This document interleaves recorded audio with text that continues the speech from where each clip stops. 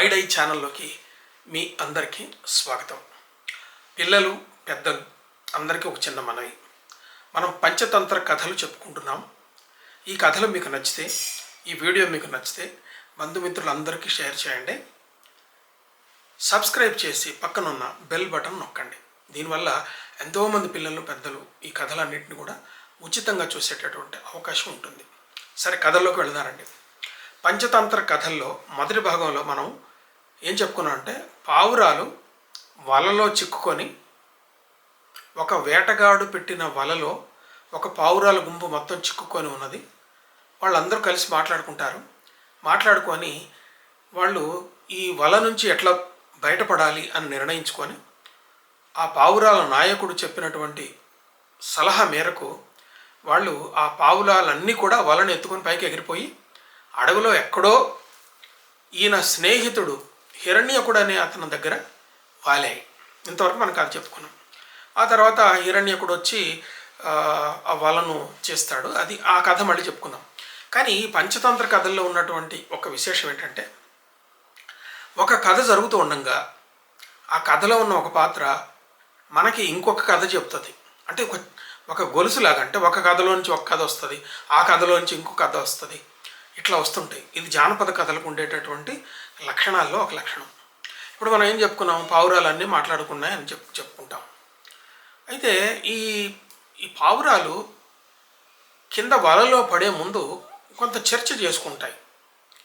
ఏమంటే కొన్ని పావురాలు ఏమంటాయంటే, ఆ అడవిలో కింద నూకలు కనిపిస్తున్నాయి కదా, కిందికి పోదాము, కిందికి పోయి నూకలు తినేద్దాము, బాగుంటుంది, ఆకలి అవుతుంది కదా అంటే, ఆ నాయకుడు ఏమంటాడు, అలా ఆశపడకూడదు, అడవిలోకి అసలు నూకలు ఎట్లా వస్తాయి, ఎవరో ఒకళ్ళు పోస్తేనే వచ్చేది, అడవిలో నూకలు ఉండవు కదా, అంటే ఏదో వేటగాడు అక్కడ నూకలు పోసి ఉంటాడు, కాబట్టి మనము అందులో కిందికి దిగి నూకలు తిందాం అనుకుంటే వల్ల చిక్కుంటాము, ఇది వద్దు అని అంటది.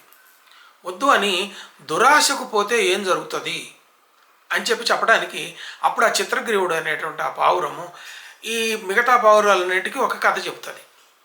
అంటే ఈ పావురాల కథలో ఇంకొక కథ అనమాట ఇది. ఈ కథ ఇంకా గమ్మత్తుగా ఉంటుంది, అది విందాం. విన్న తర్వాత మళ్ళీ పావురాల కథలోకి, అక్కడి నుంచి మనం ఆ పావురాల కథలోకి పోతాము. మళ్ళీ ఆ పావురాల కథలో ఇంకొక కథ వస్తుంది. అది ఇట్లా ఒక దాంట్లో కథలు వస్తుంటాయి, చూసుకుంటూ పోదాం. అయితే ఇప్పుడు ఈ చిత్రగ్రీవుడు చెప్పినటువంటి కథ ఏంటో మనం విందాం. ఈ కథ ఏంటంటే, ఒక పులి బంగారు కంకణం కథ ఇది. ఒక పులి ఏం చేస్తుందంటే, ఒక చెరువులో కూర్చొని ఒక బంగారు కంకణాన్ని చేతిలో పట్టుకొని కూర్చుంటుంది. అది ఆ దారిన పోయే వాళ్ళందరినీ పిలిచి, ఇగో బాబు, ఏమయ్యా, ఇటు రండి, నా దగ్గరికి రండి, ఇగో నా దగ్గర ఈ బంగారు కంకణం ఉంది కదా, ఈ బంగారు కంకణాన్ని మీకు ఇచ్చేస్తాను. మీరేం చేస్తారంటే, ఈ చెరువులో నీళ్ళు ఉన్నాయి కదా, ఆ స్నానం చేసి నా దగ్గరికి రండి, మీకు కంకణం ఇచ్చేస్తానని ఆశ పెడుతుంటుంది. మిగతా వాళ్ళంతా ఏం చేస్తారంటారంటే, వాళ్ళు ఇది పులి కదా, ఇది ఎట్లా మాట్లాడద్ది, దగ్గర పోతే చంపేస్తుందని చెప్పి అందరూ పారిపోతుంటారు. ఒక పేదవాడు అటు దారిని పోతూ ఉంటాడు. దారిని పోతూ ఉంటే అతను పిలిచింది, ఏమయ్య బాబు, రా, ఇట్లా రా, నువ్వు, నీకు ఈ బంగారు కంకణం ఇవ్వాలనుకుంటున్నాను, ఈ కంకణం తీసుకుపో అని అడుగుతుంది. అది అడిగితే అతనికి ఆశ పడుతుంది. పాపం పేదవాడు, ఏదో ఆ బంగారు కంకణం వస్తే అమ్ముకొని ఒక సంవత్సరం పాటు హాయిగా బతకొచ్చు, మనకి భార్య బిడ్డలకి అన్నం పెట్టవచ్చు అని చెప్పి అనుకుంటాడు. కానీ అనుమానం వస్తుంది. అనుమానం వచ్చే నిన్ను ఎవరు నమ్ముతారా ఇప్పుడు, నువ్వు పులివి, క్రూర జంతువువి, నీ దగ్గరకు వస్తే నన్ను చంపేస్తావు, తినేస్తావు, కాబట్టి నీ దగ్గరికి ఎట్లా రావాలి, నేను రానిలే, నాకు వద్దులే అంటాడు. బాబు, నువ్వు అట్లా అనుకుంటావు నిజమే, నువ్వు అనుకోవటంలో కూడా సత్యం ఉంది, న్యాయం ఉంది, కానీ నేను ముసల్దాన్ని అయిపోయాను. నేను నీ అంత వయసులో ఉండగా చాలామందిని, మనుషులను చంపాను, జంతువులను చంపాను, నేను క్రూర జంతువునే, కానీ ముసలివాడిని అయిపోయాను నేను. ఇప్పుడు గోళ్ళు ఊడిపోయినాయి, పళ్ళు రాలిపోయినాయి, కూరలు లేవు, కళ్ళు సరిగ్గా కనపడవు, చెవులు సరిగ్గా వినపడవు, ఇప్పుడు నేనేం చేస్తాను, నేను చాలా మంచివాడిని అయిపోయాను, ఎవరిని చంపట్లేదు, ఏం చేయట్లేదు, కాబట్టి నువ్వు ఏ అనుమానం పెట్టుకోవద్దు, వచ్చి బంగారు కంకణం తీసుకో అని చెప్పి పులి చెప్తుంది అనమాట. ఈ ముసలాడికి ఈ ముసలాడు కాదు, అతను యువకుడే, అతనికి ఇంకా ఆశ పుట్టింది. అంటే ఇంటి దగ్గర భార్య పిల్లలు ఉన్నారు, దారిద్ర్యంలో ఉన్నాను, ఈ బంగారు కంకణం దొరికితే బాగుంటుంది కదా, పోయి తీసుకుందామని చెప్పి అనుకుంటాడు. దగ్గరికి పోతే బాగుంటుంది అని చెప్పి అనుకుంటాడు అనమాట. అనుకొని మళ్ళీ వెనక్కి లాగుతుంటుంది. మళ్ళీ ఇట్లాగే ప్రశ్న వేస్తాడు. ఈ పులి మళ్ళీ నమ్మబలుకుతుంది. నీకేం కాదు, నిన్నేం చేయను, నిన్ను ముట్టుకోను, నిన్ను చంపను, వచ్చి బంగారు కంకణం తీసుకో అంటది. అనేసరికి ఇతను నిజంగానే ఆశపడ్డాడు. పాపం పిల్లలు జాగ్రత్తగా వినండి. ఆశపడి ఏం చేస్తాడంటే చెరువులో దిగి లోపలికి పోతాడు. కొద్ది దూరం పోగానే బురద ఉంటుంది, ఆ బురదలో ఇరుక్కుపోతాడు. ఇరుక్కుపోతే అప్పుడు ఏం చేస్తే ఎటు కదలేడు. రక్షించండి రక్షించండి అంటాడు. ఎవరైనా దారిని పోయేవాళ్ళు ఉన్నారా, నన్ను తీయండి అని అంటే ఎవరు రారు, అక్కడ ఎవరు లేరు. అప్పుడు పులి గబాలను ఆయన దగ్గరికి వచ్చేసి అతన్ని తినేస్తుంది, చంపేస్తుంది, తినేస్తుంది. ఇది ఏంటంటే పులి బంగారు కంకణం కథ అంటారు దీన్ని. ఇది మిత్రలాభంలో మనకి పావురాల కథలో మధ్యలో వచ్చినటువంటి కథ అనమాట ఇది. అయితే దీన్ని బట్టి మనకి ఏం తెలుస్తుంది అంటే క్రూర స్వభావం కలిగినటువంటి ఇలాంటి జంతువులు అవి ఏమి నమ్మపలికినా కానీ నమ్మొద్దు అని చెప్పి ఒకటి తెలుస్తుంది. ఇంకొకటి ఏం తెలుస్తుందంటే దురాశకు పోవద్దు. మరి వీడికి దురాశ కదా, దారిన పోతున్నాడు. పులి బంగారు కంకణం ఇస్తానంటే ఆ బంగారు కంకణం అంటే ఎన్నో వేల రూపాయలు అవుతుంది. వీడు 5-6 నెలలు సంపాదిస్తే కానీ అంత డబ్బులు రావన్నమాట. మరి అలాంటిది ఊరికినే వస్తుందంటే వీడు ఎందుకు నమ్మాలి? ఎవరైనా ఊరికినే ఎందుకు ఇస్తారు? ఏదో ఇస్తే ₹1-2 సహాయం చేస్తారు. లక్షల కొద్ది నీకు సహాయం చేస్తాను, నువ్వు రా అంటే ఎవడన్నా పోతాడా? ఇది దురాశ కదా. అంటే దురాశ దుఃఖానికి చెవిట అని చెప్పి ఒక మాట ఉంది కదా, అలాగే ఇది జరిగిందనమాట. బంగారు కంకణం ఉచితంగా వస్తుంది అనుకున్నాడు, కానీ అక్కడికి పోయేసరికి ఏం జరిగింది? పులి తినేసింది. అంటే ఈ కథలో 2 విషయాలు మనకు తెలుస్తున్నాయి. ఒకటేంటంటే దుష్టుల మాటలు నమ్మొద్దు, అంటే క్రూరులైనటువంటి వ్యక్తుల మాటలు నమ్మొద్దు. నెంబర్ 1. ఇంకొకటి ఏం తెలుస్తుంది మనకి? దురాశకు పోవద్దు. మనకు అర్హత లేకుండా, మనం కష్టపడకుండా, మనం సంపాదించకుండా వచ్చే వాటికి ఆశపడొద్దు అని అంటాడు. అది ఇప్పుడు కొన్ని సంవత్సరాల క్రితం ఒక సినిమా పాటలో ఒకటి వచ్చింది. శ్రీశ్రీ గారు ఎవరు రాసినట్టున్నాడు. అదేంటంటే కూలి డబ్బుతో రూపాయి టికెట్ కొని ₹1,00,000 ఆశపడేవాళ్ళు లాంటిదని అంటాడు అనమాట ఆ సినిమా పాటలో.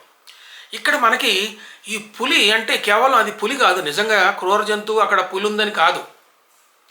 అది ఆ తరహా మనుషులకు ఒక సాంకేతికంగా పులిని పెట్టాడు. ఇవాళ రేపు ఎన్నో మోసాలు జరుగుతున్నాయి, మనం వింటూనే ఉన్నాం.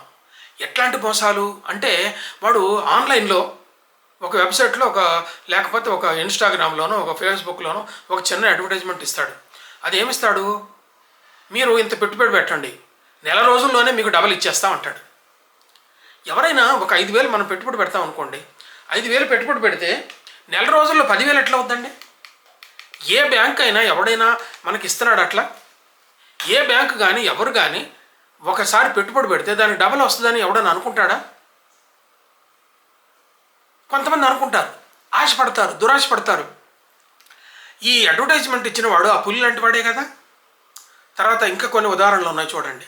అది ఎట్లా అంటే ఇప్పుడు అమాంతంగా మీకు ఒక ఫోన్ వస్తుంది, లేకపోతే ఒక ఇన్స్టాగ్రామ్లోనో లేకపోతే ఫేస్బుక్లోనో ఒక చిన్న అడ్వర్టైజ్మెంట్ వస్తుంది, లేకపోతే మీకు పర్సనల్గా మీ మెయిల్ బాక్స్కి ఒక అడ్వర్టైజ్మెంట్ ఒక చిన్నది వస్తుంది. అదేంటంటే మీ మొబైల్ ఫోన్ ఆధారంగా ర్యాండమ్గా తీస్తుంటే మీకు ఒక లాటరీ తగిలిందండి, మీకు ₹5 కోట్ల లాటరీలో వచ్చింది, కానీ ఈ లాటరీని ప్రాసెస్ చేయాలంటే మీరు ఒక ₹5,00,000 మీరు ఫలానా బ్యాంక్ అకౌంట్కి కడితే మీకు 5 కోట్లు వచ్చేస్తాయని చెప్పి అందులో పెడతాడు. ఇది నిజమా కాదా, ఇట్లా జరుగుతుందా అని చెప్పి ఆలోచించరు. దురాశపరులు ఏం చేస్తారు? అట్లా ఆలోచించకుండానే వెంటనే 5 లక్షలు ఆ అకౌంట్కి పంపించేస్తాడు. పంపించేసి 2 రోజులు ఆగుతాడు, 3 రోజులు ఆగుతాడు, 5 కోట్లు వస్తుందని అన్నాడుగా, 5 కోట్లు రాలేదా అని చెప్తే ఏం మోసపోయినట్టు ఉంటుంది. అంతేకాకుండా ఈ లోపల బ్యాంక్ అకౌంట్ చూసుకుంటే బ్యాంక్ అకౌంట్లో అప్పటిదాకా ఉన్న 5 లక్షలు ఇచ్చినే కాక అప్పుడు ఇంకా అకౌంట్లో ఉన్న 5 లక్షలు కూడా మాయమైపోతాయి.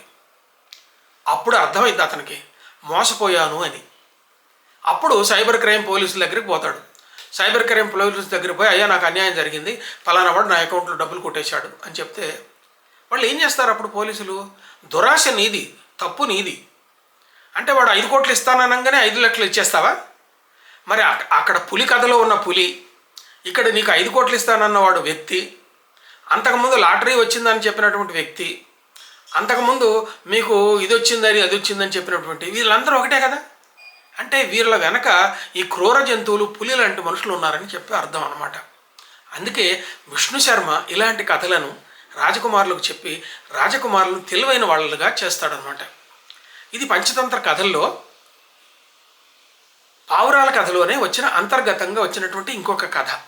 ఈ కథ చెప్పిన తర్వాత చిత్రగురుడు ఏమంటాడంటే, అట్లా పులి కంకణం ఇస్తుందని చెప్పి దురాశపడినటువంటి ఆ మనిషి ఎట్లా చచ్చిపోయాడో, మనం కూడా అడవిలో నూకలు ఉన్నాయని చెప్పి దురాశపడిపోయి ఆ నూకల కోసం కిందికి దిగితే అట్లాగే అయిపోతాం, మనకు వద్దని చెప్పి చెప్తాడు అనమాట చిత్రగ్రీవుడు. కానీ అక్కడున్న ఆ పావురాల గుంపులో ఉన్నటువంటి ముసలి పావురం అని ఏమంటాడండి, వృద్ధకపోతే ఏముంటుందంటే, ఎంత అనుమానాలు, ప్రతిదాన్ని నువ్వు అనుమానిస్తావు, ఈ అనుమానించడం వల్లనే మనకి ఏది కాకుండా పోతుంది, కాబట్టి అనుమానించాల్సిన అవసరం లేదు, చక్కగా కిందికి దిగ నువ్వు నూకలు తిందాం అనుకుంటాయి. ఆయన గుంపులో పెద్దవాడు చెప్పాడు కాబట్టి ఇందులో మోసం వేయలేదనుకొని వాళ్ళన్ని పావురాలన్నీ కిందకి దిగితే వల్ల చిక్కుంటాయి. ఆ తర్వాత మళ్ళీ ఈ కథ ఈ వలలో చిక్కుకున్నటువంటి పావురాలన్నీ ఎగిరిపోవటం, హిరణ్యకుడి దగ్గరికి పోవటం అక్కడ ఉంటుంది. అక్కడ మళ్ళీ కథ జరుగుతుంది. పిల్లలే కాదు, పెద్దలు, పిల్లలకు కథలు చెప్పేటటువంటి పెద్దలు ఈ పావురాల కథలో ఆ తర్వాత ఏం జరుగుతుంది, మళ్ళీ ఏం కథ వస్తుంది, ఏం జరుగుతుంది, ఈ మిత్రలాభంలో ఉండేటటువంటి లాభాలు ఎట్లా ఉంటాయి, ఇవన్నీ వినాలి కదా. మరి నెక్స్ట్ ఎపిసోడ్ 4-5 రోజుల్లో మళ్ళీ నెక్స్ట్ ఎపిసోడ్ వస్తుంది. చూస్తూ ఉండండి, కథల కోసం వింటూ ఉండండి. ఇదంతా మీకు నచ్చితే, ఈ వీడియో మీకు నచ్చితే లైక్ చేయండి, బంధుమిత్రులందరికీ షేర్ చేయండి, సబ్స్క్రైబ్ చేసి పక్కన ఉన్న బెల్ బటన్ నొక్కితే ఈ కథలన్నీ కూడా కొన్ని వేల మంది ఉచితంగా చూసే అవకాశం ఉంటుంది. నమస్తే.